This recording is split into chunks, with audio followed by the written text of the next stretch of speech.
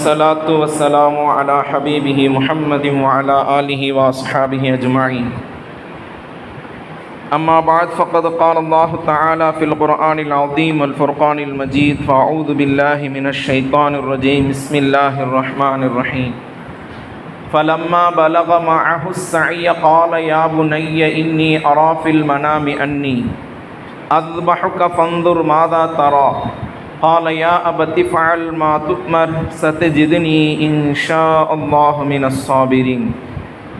وقال نبينا صلى الله عليه وسلم سمنوا ضحاياكم فإنها على الصراط مطاياكم.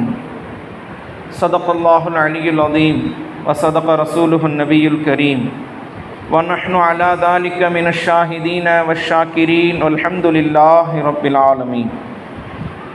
اللهم صل على سيدنا مولانا محمد رطب القلوب ودوائها وعافية الأبدان وشفائها ونور الأبصار وضيائها وعلى آله وصحبه وسلم. புகழும் புகழ்ச்சியும் சர்வ படைப்பினங்களையும் படைத்து அதை பரிபாலித்து கொண்டிருக்கக்கூடிய எல்லாம் வல்ல அல்லாஹு தஆலாவுக்கு என்றென்றும் நிலவட்டுமாக.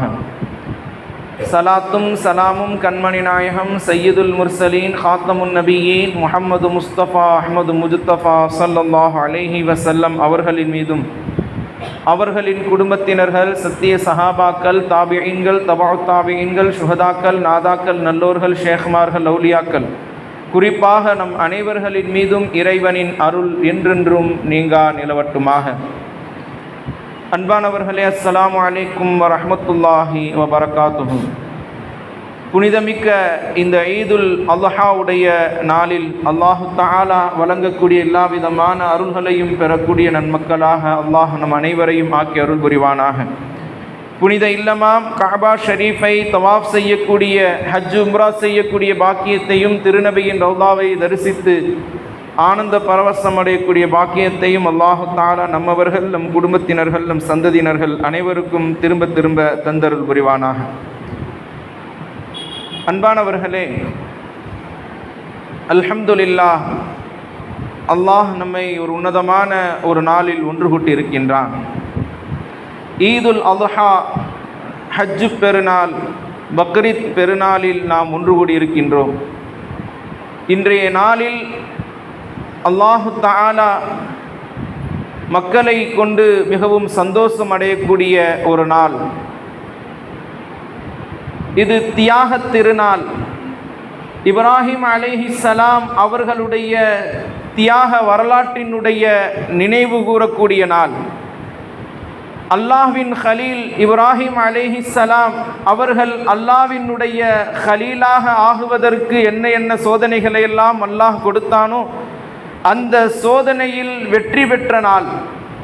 அன்பானவர்களே, அல்லாஹு தஆலா இந்த நாளை நமக்கு சந்தோஷமும் மகிழ்ச்சியும் ஒற்றுமையும் மிக்கதாக அல்லாஹ்வினுடைய அருளும் வளமும் பெற்று நல்ல முறையில் கொண்டாடுவதற்கு அல்லாஹு தஆலா அருள் புரிவானாக.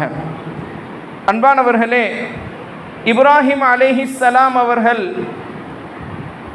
பல நபிமார்களினுடைய தந்தை, அபுல் அம்பியா என்று சொல்வார்கள்.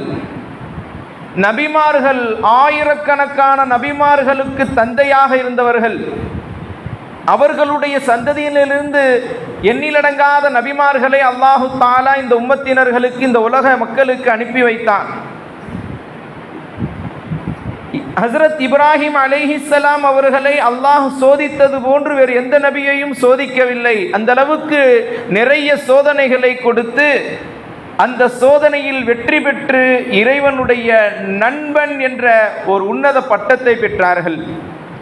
இறைவனுடைய தோழன் என்ற அந்த உன்னத பட்டத்தை பெற்றார்கள். ஏனைய நபிமார்களை விட யாருக்கும் கிடைக்காத ஒரு பொக்கிஷமான அந்த பட்டம் என்பது இப்ராஹிம் அலைஹிஸ்ஸலாம் அவர்களுக்குத்தான் கிடைத்தது. அன்பானவர்களே, 86 வயதில் வயோதிகத்தில் பல ஆண்டுகளாக அவர்கள் துஆ செய்து வந்தார்கள். தன்னுடைய வம்ச விருத்திக்காக தனக்கு ஒரு பிள்ளை வேண்டும், நபியாக அனுப்பப்பட்ட இப்ராஹிம் அலைஹிஸ்ஸலாம் அவர்களுக்கு கொடுக்கப்பட்ட அந்த நுபுவத்தை மக்களிடத்தில் கொண்டு செல்வதற்கு தனக்கு பிறகு ஒரு ரிசாலத்தை கொண்டு செல்லக்கூடிய ஒரு குழந்தை வேண்டும், தன்னுடைய வாரிசு வேண்டும் என்று இறைவனிடத்தில் துஆ செய்து கொண்டே இருந்தார்கள். ரப்பி ஹப்லி மினஸ் சாலிஹீன், சாலிஹான குழந்தையை தருவாயாக என்று அல்லாஹ்விடத்தில் துஆ செஞ்சாங்க. அல்லாஹு தஆலா பல துஆக்களுக்கு பிறகு, பல ஆண்டுகளுக்கு பிறகு, வயோதிகத்தில் அவர்களுக்கு அல்லாஹ் கொடுத்த ஒரு உன்னத குழந்தை ஃபபஷ்ஷர்னாஹு பிகுலாமின் ஹலீம். அல்லாஹு தஆலா சிறந்த ஒரு குழந்தையை கொடுத்தான், சகிப்புத்தன்மை மிக்க ஒரு குழந்தையை கொடுத்தான். நபிமார்களில் உன்னதமான ஒரு குழந்தையை அல்லாஹு தஆலா கொடுத்தான். இஸ்மாயில் அலைஹிஸ்ஸலாம் அவர்களை அல்லாஹு தஆலா இப்ராஹிம் அலைஹிஸ்ஸலாம் அவர்களுக்கு கொடுக்கும் பொழுது 86 வயது. அந்த குழந்தையை அல்லாஹ் கொடுக்கும் பொழுதே நுபுவத்துடைய ஒளிமிக்கதாக கொடுத்தான். நுபுவத்தினுடைய ஒளி முகத்தில் வீசிக்கொண்டிருந்தது. நபியவர்கள் கண்மணி நாயகம் ஸல்லல்லாஹு அலைஹி வஸல்லம் அவர்களுடைய வழித்தோன்றல் இஸ்மாயில் அலைஹிஸ்ஸலாம் அவர்களை சாரும். நபி அவர்களிடத்தில் இருந்த அந்த பிரகாசம் இஸ்மாயில் அலைஹிஸ்ஸலாம் அவர்களுடைய முகத்தில் தோன்ற ஆரம்பித்தது. அதை பார்த்த இப்ராஹிம் அலைஹிஸ்ஸலாம் அவர்கள் மிகவும் அன்போடும் பாசத்தோடும் மிகவும் பரிவோடும் அதிகம் நேசித்து வளர்த்தார்கள். அன்பானவர்களே, அழகும் அறிவும் அனைத்தும் ஒன்று சேர்ந்த ஒரு குழந்தையை இறைவன் கொடுக்கும் பொழுது அந்த குழந்தையை ஒரு தந்தை எந்த அளவுக்கு அன்போடு பாசத்தோடு வளர்ப்பார்கள். இந்த பாசம் அன்பு மிகைக்க ஆரம்பித்தது. குழந்தை வளர்ந்து வளர்ந்து தந்தையோடு சேர்ந்து நடக்கும் அளவுக்கு, வேலை செய்யும் அளவுக்கு சிறுவயது பையனாக அந்த குழந்தை உருவானது. குழந்தை பருவத்திலிருந்து அந்த பையன் என்ற அந்த பருவத்தை அடைந்த அந்த சமயத்தில் வாலிபத்திற்கு முன்பாக அந்த குழந்தை அந்த பையனாக இருக்கும் பொழுது, சிறு பையனாக இருக்கும் பொழுது அல்லாஹு தஆலா மலக்குமார்கள் அல்லாஹ்விடத்தில் சொல்கிறார்கள், யா அல்லாஹ், இப்ராஹீமை நீ கலீலாக வத்தகதல்லாஹு இப்ராஹீம கலீலா, இப்ராஹீமை தன்னுடைய தோழனாக நண்பனாக நீ தேர்ந்தெடுத்திருக்கின்றாய். ஆனால் ஒரு தோழன், ஒரு நண்பன், நீ நேசிக்கக்கூடிய அந்த இப்ராஹிம் அவர்கள் உன்னை விட அதிகம் தன் பிள்ளையை நேசிப்பதை போன்று தெரிகிறது. உன்னுடைய பிரியம் இருக்க வேண்டிய அந்த உள்ளத்தில் தன்னுடைய மகனுடைய பிரியம் அதிகரிப்பதை போன்று தெரிகிறதே, ஒரு கலீலுக்கு இது சிறந்ததாக எப்படி இருக்க முடியும் என்று மலக்குமார்கள் அல்லாஹ்விடத்தில் கேட்டார்கள். அல்லாஹு தஆலா அப்பொழுதுதான் இந்த சோதனையை முன்வைக்கின்றான். மலக்குமார்களுடைய கேள்விக்கு இறைவன், நீங்கள் பாருங்கள், என்னுடைய நபி என்னைத்தான் அதிகம் நேசிப்பார், தன் பிள்ளையை அல்ல என்பதை மக்கள் காண வேண்டும், மலக்குமார்கள் பார்க்க வேண்டும் என்பதற்காக ஒரு சோதனையை முன்வைக்கின்றான். துல்ஹஜ் பிறை 8 யௌமுத் தர்வியா என்று சொல்வார்கள். அன்றைய நாள் இரவு அல்லாஹு தஆலா கனவில் காட்டுகிறான், தன் மகனை அறுத்து பலியிடுவது போன்று. நபிமார்களுடைய கனவு அது இறைவனுடைய வஹி, இறைவனுடைய கட்டளை என்பதை அறிந்த இப்ராஹிம் அலைஹிஸ்ஸலாம் அவர்கள் காலையில் எழுந்து யோசிக்க ஆரம்பிக்கின்றார்கள். அல்லாஹ் நமக்கு கட்டளையிடுகின்றானோ, தன்னுடைய பிள்ளையை அறுத்து பலியிடுவதற்கு இறைவன் நம்மை கட்டளையிடுகின்றானோ என்று யோசிக்கின்றார்கள். யோசிக்கக்கூடிய அந்த நாளுக்குத்தான் யௌமுத் தர்வியா என்று பெயர் வைத்தார்கள். ஹாஜிமார்கள், ஹஜ்ஜுக்கு செல்லக்கூடிய ஹாஜிமார்கள் பிறை 8 அன்று மினாவில் தங்குவாங்க. 8-5 வேளை தொழுகையை மினாவில் தொழுவார்கள். அந்த யௌமுத் தர்வியா என்றால் யோசிக்கக்கூடிய நாள். அவர்கள் யோசிக்கின்றார்கள். அன்று இரவு பிறை 9 அன்று இரவு மீண்டும் இறைவன் அதே போன்று கனவை காட்டுகிறான், தன் பிள்ளையை அறுத்து பலியிடுங்கள். அப்பொழுது அவர்களுக்கு விளக்கம் விளங்கிவிட்டார்கள். இன்று அல்லாஹ்வினுடைய கட்டளை தான், நாம் செய்ய வேண்டும் தான் என்று அவர்கள் விளங்கி அறிந்து கொண்டார்கள். அறிந்த நாளுக்குத்தான் அரஃபா என்று சொல்வார்கள். அரஃபா என்றால் அறிந்து கொண்டார். அரஃபா என்றால் அறிந்து கொண்டார். அன்றைய நாள் பிறை 9 அன்று அவர்கள் இறைவனுடைய கட்டளை என்பதை அறிந்து கொண்டார்கள். அதற்கு பிறகு பிறை 10 அன்று மீண்டும் 3வது தடவையாக இறைவனுடைய கட்டளை கனவில், அதே போன்று தன் பிள்ளையை அறுத்து பலியிடுங்கள். 3வது நாள் அவர்கள் முடிவு செய்தார்கள், அறுப்பதற்காக முடிவு செய்தார்கள். அன்றைய நாள் தான் இன்று நாம் இருக்கக்கூடிய யௌமுன் நஹர், அறுக்கக்கூடிய நாள். யௌமுல் அல்ஹா என்றும் சொல்வார்கள், குர்பானியுடைய நாள், குர்பானி கொடுக்கக்கூடிய நாள். அன்பானவர்களே, இறைவனுடைய கட்டளையை நிறைவேற்றுவதற்காக தன்னுடைய மனைவி ஹாஜரா அம்மையார் இடத்தில் சென்றார்கள். சென்று சொன்னாங்க, நான் என்னுடைய மகனை இஸ்மாயிலை சிறந்த என்னுடைய நண்பருடைய வீட்டிற்கு விருந்துக்காக அழைத்து செல்ல இருக்கின்றேன், விருந்துக்காக அழைத்து செல்ல இருக்கின்றேன். குழந்தையை குளிப்பாட்டி புத்தாடை அணிவித்து என்னிடத்தில் அனுப்பி வையுங்கள் என்று ஹாஜரா அம்மையார் இடத்துல சொல்றாங்க. ஹாஜரா அம்மா குழந்தை இஸ்மாயில் அலைஹிஸ்ஸலாம் அவர்களை குளிக்க வைத்து புத்தாடை அணிவித்து தலை சீவி விட்டு நல்ல முறையில் அலங்கரித்து தந்தையோடு அனுப்பி வைக்கின்றார்கள். அன்பானவர்களே, சென்று கொண்டிருக்கும் பொழுது இந்த பயணம் ஆரம்பிப்பதற்கு முன்பதாக ஒரு கயிறையும் ஒரு கத்தியையும் தங்களுடைய சட்டை பைக்குள் மறைத்து வைத்து கொண்டு செல்கின்றார்கள் மினாவை நோக்கி. ஷைத்தானுக்கு விஷயம் தெரிய வர ஷைத்தான் என்ன செய்கின்றான், ஒரு உன்னதமான ஒரு விஷயத்தை செய்ய போகிறார்கள். இதனுடைய கூலி இறைவிடத்தில் மகத்தானது. இஸ்மாயிலை குர்பானி கொடுக்கவும், இப்ராஹிம் அலைஹிஸ்ஸலாம் அவர்கள் தன் மகனை அறுக்கவும் அவர்கள் செல்லக்கூடிய இந்த காரியத்தை எப்படியாவது தடுத்தாக வேண்டும் என்ற அந்த சூழ்ச்சி செய்ய ஆரம்பிக்கின்றான். அன்பானவர்களே, முதலில் ஒரு வயோதிக தோற்றத்தில் தாயிடத்தில் சென்று சொல்கின்றான், ஹாஜராவே, உன்னுடைய மகனை இப்ராஹிம் எங்கு அழைத்து செல்கின்றார் கேட்கின்றான். தன்னுடைய நண்பருடைய வீட்டிற்கு விருந்துக்காக அழைத்து செல்கின்றார். அப்படியா? உன்னிடத்தில் பொய் சொல்லிவிட்டு அவர் செல்கின்றார். அவர் தன்னுடைய நண்பர் வீட்டுக்கு விருந்துக்காக அழைத்து செல்லவில்லை, தன் மகன் இஸ்மாயிலை அறுப்பதற்காக, குர்பானி கொடுப்பதற்காக அழைத்து செல்கின்றார். நீ சென்று தடுக்க வேண்டாமா என்று கேட்கும் பொழுது, யாராவது பாசத்தோடு வளர்த்த பிள்ளையை அறுப்பாங்களா? எந்த அளவுக்கு என் பிள்ளையை தந்தை பாசத்தோடு வளர்த்தார் என்பது எனக்கு தெரியும். என் பிள்ளையை நிச்சயமாக அவர் அறுக்க மாட்டார். அப்பொழுது அந்த ஷைத்தான் சொல்கின்றான், அவர் அறுப்பதற்காகத்தான் அழைத்து செல்கின்றார். ஏனென்றால் அல்லாஹ்வினுடைய கட்டளை, இறைவன் கனவில் அறுப்பதற்கு கட்டளையிட்டான், அதனால் அறுப்பதற்காக அழைத்து செல்கின்றார் என்று சொல்லும் பொழுது அந்த அம்மையார் சொன்னார்கள், அல்லாஹ்வினுடைய கட்டளையாக இருந்தால் எனக்கு ஒரு மகனை இறைவன் கொடுத்திருக்கின்றான், இது போன்று 1000 மகனை கொடுத்திருந்தாலும் அதை அறுப்பதற்கு, அறுத்து இறைவனுக்கு குர்பானி கொடுப்பதற்கு நான் பாக்கியம் பெற்றவள் என்று ஹாஜரா அம்மையார் அவர்கள் சொல்லி, அவுது பில்லாஹி மினஷ் ஷைத்தானிர் ரஜீம், ஷைத்தானே என்னை வழிகெடுப்பதற்காக வந்திருக்கிறாய் என்று விரட்டி விடுகின்றார்கள். ஷைத்தானுடைய சூழ்ச்சி தாயாரிடத்தில் எடுபடவில்லை. நேராக குழந்தை, அந்த பையன் இஸ்மாயில் அலைஹிஸ்ஸலாம் அவர்களிடத்தில் செல்கின்றார்கள்.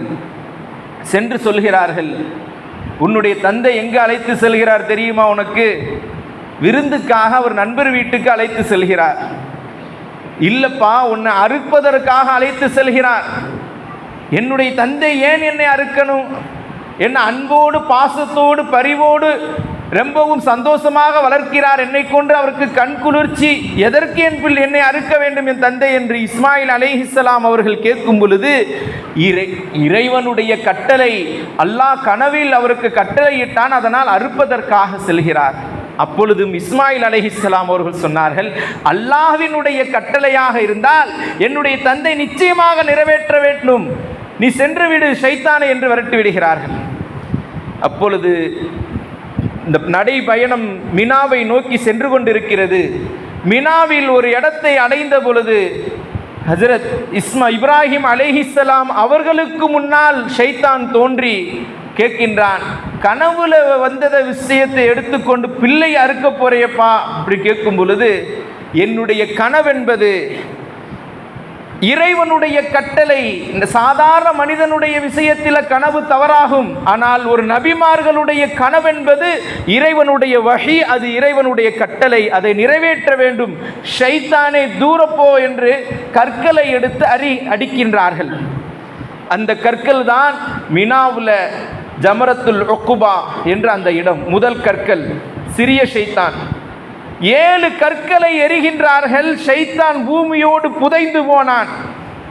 மீண்டும் நடக்கின்றார்கள். நடு ஷைத்தான் வருகின்றான். ஜம்ரத்துல் உஸ்தா என்ற அந்த இடத்தில் மீண்டும் தடுக்கின்றான்.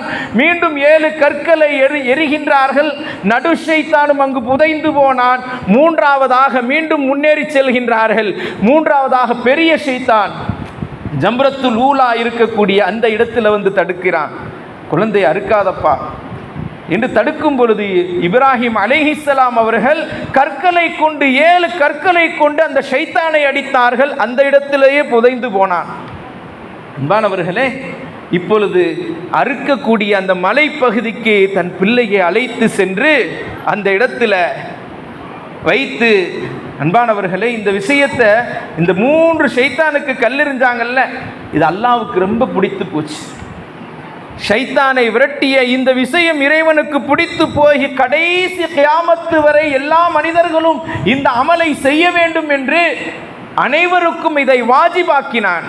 ஹஜ்ஜுக்கு செல்லக்கூடிய ஹாஜிகள் பிறை 10 காலையில் முதல் சின்ன ஷைத்தானுக்கு கல்லெறிவாங்க.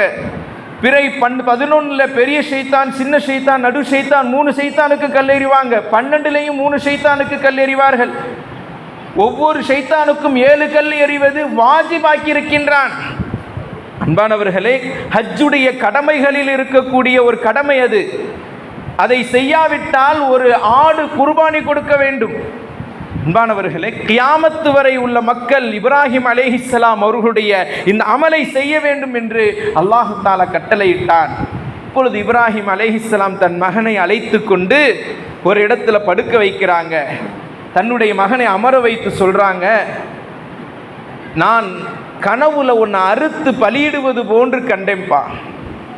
ஆல யாபுனைய, என்னுடைய மகனே, இன்னி ஆராஃபில் மனாமி, நான் என்னுடைய கனவில் உன்னை கண்டேன். அன்னி அஸ்பஹுக்க, உன்னை அறுத்து பலியிடுவது போன்று குர்பானி கொடுப்பதை போன்று இறைவனுக்காக கண்டேன் என்று சொல்லும் பொழுது அந்த குழந்தை எப்படிப்பட்ட குழந்தை? நபியுடைய வளர்ப்பு, ஹாஜரா அம்மையாருடைய வளர்ப்பு, இறைவனுடைய அன்பை பூட்டி கொடுத்து கொடுத்து வளர்த்தது, ஊட்டி ஊட்டி வளர்த்தார்கள். அந்த குழந்தை இறைவனுடைய கட்டளையாக இருந்தால் ஃபந்துர் மாதா தரா, நீங்க எதை பார்த்தீர்களோ அதை நிறைவேற்றுங்கள். காலையா அபத்தி ஃபஅல் மா துமர், அல்லாஹ்வினுடைய கட்டளையை நீங்கள் நிறைவேற்றுங்கள். சதஜிதுனி, நிச்சயமாக என்னை நீங்கள் பெற்றுக்கொள்வீர்கள். இன்ஷா அல்லாஹு மினஸ் சாபிரீன், பொறுமையான பிள்ளையாக நீங்கள் பெற்றுக்கொள்வீர்கள் என்று சொல்லிவிட்டு இஸ்மாயில் அலைஹிஸ்ஸலாம் 3 விஷயத்தை சொல்றாங்க. தந்தையே, என்னை அறுப்பதற்கு முன்பாக நீங்கள் என்னுடைய கையையும் காலையும் கட்டிக்கொள்ளுங்கள், என்னை குப்புறப்படுக்க வைத்து விடுங்கள். ஏனென்றால் நான் கையை நீங்கள் கட்டலை, காலை கட்டலைன்னு சொன்னால் நான் உதறுவேன், அதனால் என் மீது இரக்கம் வந்துடும். கையை கட்டிக்குங்க, காலை கட்டிட்டு குப்புறப்படுக்க வைங்க. ஏன் குப்புறப்படுக்க வைக்க வேண்டும் என்றால், என்னுடைய முகத்தை நீங்கள் பார்த்தால் என் மீது அன்பு கொண்டு நீங்கள் என்னை அறுக்காமல் விட்டு விடுவீர்கள், இறைவனுடைய கட்டளையை நிறைவேற்ற முடியாமல் போய்விடுமே, அதனால் குப்புறப்படுத்து படுக்க வையுங்கள் என்று சொன்னார்கள். அதற்கு பிறகு 3வது அவனு சொல்றாங்க, என்னை அறுத்து நீங்கள் குர்பானி கொடுத்த பிறகு இந்த விஷயத்தை என் தாயிடத்தில் சொல்லாதீங்க, என் தாய் இதை தாங்க மாட்டாள், அழுது புலம்புவாள், என் தாய் இதை தாங்க மாட்டாள், அதனால் என் தாயிடத்தில் சொல்ல வேண்டாம் என்று சொல்லி அந்த பிள்ளையை படுக்க வைக்கின்றார்கள். 2 கையையும் கட்டி காலையும் கட்டி குப்புற படுக்க வைத்து இப்ராஹிம் அலைஹிஸ்ஸலாம் தன்னுடைய கண்ணை கட்டி கொண்டார்கள். பிள்ளையை பார்த்தா இரக்கம் வந்துருமே, கண்ணை கட்டிக்கொண்டு கத்தியை எடுத்து கழுத்தில் வைத்து அறுக்கின்றார்கள். பிஸ்மில்லாஹி அல்லாஹு அக்பர் என்று அறுக்கின்றார்கள், அழுத்தமாக அறுக்கின்றார்கள். கத்தி அறுபடவில்லை. சிறிது கூட அந்த குழந்தையினுடைய மிகவும் மிருதுவான அந்த கழுத்தில் இருக்கக்கூடிய ரோமங்கள் கூட அறுபடவில்லை. இவர்களுக்கு கவலை, இறைவன் நம்முடைய குர்பானியை ஏற்றுக்கொள்ளவில்லையோ என்று அழுக ஆரம்பித்து விடுகின்றார்கள். இஸ்மாயில் அலைஹிஸ்ஸலாம் அவர்களும் அழுகின்றார்கள். 2 பேரும் அழுக. அதற்கு பிறகு மீண்டும் தன் பிள்ளையை படுக்க வைத்து அறுக்கின்றார்கள், முயற்சி செய்து அறுக்கின்றார்கள், அறுபடவில்லை. அன்பானவர்களே, கோபம் வருகின்றது. கோபம் வந்து தன்னிடத்தில் இருக்கக்கூடிய அந்த கத்தியை ஒரு பெரிய பாறையின் மீது அடிக்கின்றார்கள். பாறை 2ஆக பிளக்கிறது. ஆச்சரியப்பட்டு கண்ணை கட்டியிருந்த இப்ராஹிம் அலைஹிஸ்ஸலாம் அந்த கட்டியிருந்த துணியை கலட்டிவிட்டு பார்க்கின்றார்கள். அந்த கத்தியிடத்தில் பேசுகின்றார்கள். நபிமார்களுக்கு பேசக்கூடிய ஆற்றலை அல்லாஹ் கொடுத்திருக்கின்றான். கல்லோடும் பேசுவார்கள், மரத்தோடும் பேசுவார்கள், அனைத்து விலங்குகளிடத்திலும் பேசக்கூடிய ஆற்றலை கொடுத்திருந்தான்.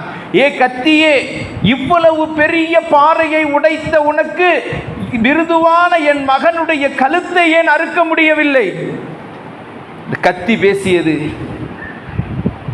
நம்ரூத் உங்களை நெருப்பில் போடும் பொழுது உங்களை நெருப்பு பொசுக்கக்கூடிய அந்த நெருப்பு ஏன் பொசுக்கவில்லை என்று கேட்கும் பொழுது இப்ராஹிம் அலைஹிஸ்ஸலாம் அவர்கள் சொன்னார்கள், அல்லாஹ்வுடைய கட்டளை அதனால பொசுக்கலை. நெருப்புக்கு இறைவன் ஒரு தடவை கட்டளை இட்டான், அதனால் அது பொசுக்கவில்லை. எனக்கு என்னுடைய இறைவன் 70 முறை கட்டளையிட்டு இருக்கின்றான், நீ இஸ்மாயிலை அறுக்கக்கூடாது என்று. ஹலீலுல்லாவாக இருக்கக்கூடிய உங்கள் பேச்சை கேட்பதா, என்னுடைய இறைவன் அல்லாஹ்வினுடைய பேச்சை கேட்பதா என்று கத்தி பேசியது என்று சொன்னார்கள் வரலாற்று ஆசிரியர். அன்பானவர்களே, அதை தொடர்ந்து 3ஆவதாக மீண்டும் கண்ணை கட்டி கொண்டு குழந்தையை படுக்க வைத்து அறுப்பதற்கு முயற்சி செய்கின்றார்கள். அந்த நேரத்தில் இந்த சம்பவத்தை எல்லாம் மேலோகத்தில் இருந்த அந்த மலக்குமார்கள் பார்த்து கொண்டிருந்தார்கள். அன்பானவர்களே, என்னுடைய ஹலீலை சோதிக்கின்றான், நான் சோதிக்கின்றேன், பாருங்கள், என்னுடைய பிரியம் அவருடைய உள்ளத்தில் இருக்கின்றதா அல்லது குழந்தை பாசம் மிகைத்து இருக்கின்றதா பாருங்கள் என்று அல்லாஹ் அந்த அனைத்தையும் காட்சியையும் பார்க்க சொன்னான். மலக்குமார்கள் பார்த்து கொண்டிருந்தார்கள். யா அல்லாஹ், நிச்சயமாக இவர்தான் உன்னுடைய ஹலீல், உன்னுடைய தோழர், உன்னுடைய பிரியம்தான் அவருடைய உள்ளத்தில் இருக்கின்றது என்று மலக்குமார்கள் ஏற்றுக்கொண்டார்கள். அந்த நேரத்தில் அல்லாஹு தஆலா ஜிப்ரீல் அலைஹிஸ்ஸலாம் அவர்களுக்கு கட்டளையிட்டான், ஜிப்ரீலே, சொர்க்கத்தில் இருக்கக்கூடிய ஒரு ஆட்டை எடுத்து வந்து இஸ்மாயில் படுத்திருக்கக்கூடிய அந்த இடத்தில் வைத்து இஸ்மாயிலை தூக்கி அவருடைய கண்களையும் கையையும் அவித்து விடுங்கள் என்று சொல்லும் பொழுது வேகமாக அங்கிருந்து வந்தார்கள். சொர்க்கத்தில் இருந்து ஆட்டை அழைத்து வந்து அங்கு படுக்க வைத்தார்கள். கண்ணை கட்டிக்கொண்டு இப்ராஹிம் அலைஹிஸ்ஸலாம் அவர்கள் அந்த தன் மகன் என்று அறுக்க ஆரம்பிக்கின்றார்கள். பிஸ்மில்லாஹி அல்லாஹு அக்பர். ஆடு அறுபட்டது. அறுத்த பிறகு ஆச்சரியம், அல்ஹம்துலில்லாஹ், நம்முடைய அந்த குர்பானியை இறைவன் ஏற்றுக்கொண்டான் என்ற சந்தோஷத்தில் அவர்கள் கட்டியிருந்த கண்களை அந்த துணியை கலட்டி விட்டு பார்க்கின்றார்கள். பக்கத்தில் இஸ்மாயில் அலைஹிஸ்ஸலாம் அவர்கள் புன்முறுவலோடு சிரித்து கொண்டு நிற்கிறாங்க. இதை பார்த்த ஜிப்ரீல் அலைஹிஸ்ஸலாம் அவர்கள் அல்லாஹு அக்பர், அல்லாஹு அக்பர் என்று சொல்கிறார்கள். இதை கேட்ட இஸ்மாயில் அலைஹிஸ்ஸலாம் அவர்கள் லா இலாஹ இல்லல்லாஹு வல்லாஹு அக்பர். இதை பார்த்த இப்ராஹிம் அலைஹிஸ்ஸலாம் அவர்கள் அல்லாஹு அக்பர் வலில்லாஹில் ஹம்த். அன்பானவர்களே, பிறை 9 துல்ஹஜ் பிறை, அரஃபாவுடைய நாள், ஃபஜரிலிருந்து பிறை 13 அசர் வரை 23 வக்துக்கு நமக்கு தக்பீரை சொல்வது வாஜிபாக்கி இருக்கின்றான் அல்லாஹ். இந்த சம்பவத்தில் நடைபெற்ற அந்த தக்பீர் தான் அல்லாஹு அக்பர், அல்லாஹு அக்பர், லா இலாஹ இல்லல்லாஹு அல்லாஹு அக்பர், அல்லாஹு அக்பர் வலில்லாஹில் ஹம்த். அந்த சம்பவத்தை அல்லாஹ் கபூல் செய்து ஒவ்வொரு வருடமும் பிறை 9 13 வரை 23 வக்து ஃபஜர் ஒவ்வொரு தொழுகைக்கு பிறகும் தக்பீர் சொல்ல வேண்டும் என்று அல்லாஹ் கடமையாக்கினான். அன்பானவர்களே, அல்லாஹு தஆலா இந்த இடத்துல நமக்கு மிகப்பெரிய ஒரு விஷயத்தை தருகின்றான். இப்ராஹிம் அலைஹிஸ்ஸலாம் அவர்கள் தன் மகனையே அறுத்து பலியிடுவதற்கு தயாரானார்கள். அன்பானவர்களே, அல்லாஹ் அவர்களை கலீலாக ஏற்றுக்கொண்டான். அதே போன்று நம்முடைய வாழ்க்கையிலும் பலவிதமான சோதனைகள் இறைவன் நமக்கு வைக்கின்றான். அந்த சோதனைகளில் நாம் வெற்றி பெறும் பொழுது இறைவனுடைய அன்பு நமக்கும் கிடைக்க பெறும். ஷைத்தானுடைய சூழ்ச்சி நம் மீது இறைவன் சில சமயம் ஷைத்தானுடைய சூழ்ச்சியை தருவான். அந்த சூழ்ச்சியிலிருந்து நாம் வெற்றி பெற்று இறைவனுடைய அந்த பொருத்தத்தை அடைவதற்கு முயற்சி செய்ய வேண்டும். அன்பானவர்களே, கண்மணி நாயகம் ஸல்லல்லாஹு அலைஹி வஸல்லம் அவர்கள் இந்த சுன்னத்தான ஒரு அமலை, குர்பானியை நமக்கு சுன்னத்தாக்கினார்கள். ஹனஃபி மதுஹப் படி அது வாஜிப். இந்த குர்பானி என்பது பரக்கத்து நிறைந்தது, ரஹ்மத்து நிறைந்தது. வெளிரங்கத்தில் பார்த்தோம்னா செலவு செய்வதை போன்று தெரியும், பணத்தையும் காசையும் செலவு செய்வது போன்று தெரியும். ஆனால் இது எப்படிப்பட்டதென்றால் பல்கி பெருகக்கூடியது. ஒரு விதையை போட்டால் அந்த விதையிலிருந்து நூற்றுக்கணக்கான நெற்கள் வருவதை போன்று, பயிர்கள் வருவதை போன்று நாம் போடக்கூடிய, செலவு செய்யக்கூடிய இந்த குர்பானியினுடைய ஆட்டினுடைய செலவு, மாட்டினுடைய செலவு அல்லது ஒட்டகத்தினுடைய செலவு நமக்கு பல மடங்காக அல்லாஹ் திருப்பி கொடுப்பான். நாம் இந்த உலகத்தில் பார்க்கலாம், ஆடுகள் வருடா வருடம் அறுக்கப்படுது, கோடிக்கணக்கான ஆடுகள் அறுக்கின்றோம். ஆனால் என்றுமே ஆட்டு பஞ்சம் வந்ததில்லை. இறைவனுக்காக அறுக்கக்கூடிய எந்த பொருளும் அதில் பரக்கத்தில்லாமல் ஆகாது. அதை அல்லாஹ் பல்கி பெருக்குவான். மாடுகள் அறுக்கப்படுது, வருடா வருடம் அறுக்கின்றோம், அதில் ஏதாவது குறை ஏற்படுகிறதா? அதில் அல்லாஹ் பரக்கத்து வைத்திருக்கின்றான். ஒட்டகம் அறுக்கப்படுது, வருட வருடம் அறுக்கின்றோம், அதில் அது எந்த விதமான குறைபாடு ஏற்படுகிறதா? நாம் கண்கூடாக பார்க்கக்கூடிய விஷயம். அதே போன்று பொருளாக இருக்கட்டும், உயிராக இருக்கட்டும், எது அல்லாஹ்வுக்காக குர்பானி கொடுக்கப்படுகின்றதோ அதில் பரக்கத்தும் ரஹ்மத்தும் நிறைந்திருக்கிறது என்பதை கண்மணி நாயகம் ஸல்லல்லாஹு அலைஹி வஸல்லம் அவர்கள் சொன்னார்கள். சஹாபாக்கள் கேட்டாங்க, யா ரசூலல்லாஹ், இது என்ன குர்பானினா என்ன? மஹாதிஹில் அல்லாஹி சுன்னத்த அபீக்கும் இப்ராஹிம், இப்ராஹிம் அலைஹிஸ்ஸலாம் அவருடைய வழிமுறை. காலு ஃபமாம் லனா யா ரசூலல்லாஹ், அதில் நமக்கு என்ன நன்மை இருக்குது யா ரசூலல்லாஹ்? இப்போ குர்பானி கொடுத்தா நமக்கு என்ன நன்மை? நபி அவங்க சொன்னாங்க, பிக்குல்லி ஷஅரத்தின் ஹஸனா, ஒவ்வொரு ரோமத்துக்கும் ஒரு நன்மை இருக்குது. ஒவ்வொரு ரோமம், எத்தனை கோடிக்கணக்கான ரோமம் இருக்கும் அந்த ஆட்டிலையும் அந்த மாட்டிலையும் அந்த ஒட்டகத்திலும், எத்தனை கோடிக்கணக்கான ரோமங்கள் இருக்கும். ஒவ்வொரு ரோமத்துக்கும் ஒரு நன்மை. இப்போ ஒரு சஹாபி கேட்டார், யா ரசூலல்லாஹ், செம்பரி ஆடு அதில் அதிக ரோமம் இருக்கும், அந்த அந்த ஆட்டினுடைய ரோமத்தளவுமா நன்மை அல்லாஹ் கொடுப்பான்? நபி அவங்க சொன்னாங்க, ஆம், செம்பரி ஆட்டில் சில ஆடுகள் இருக்கும், சில ஆடுகள் மட்டும் அதிக ரோமம் இருக்கும்.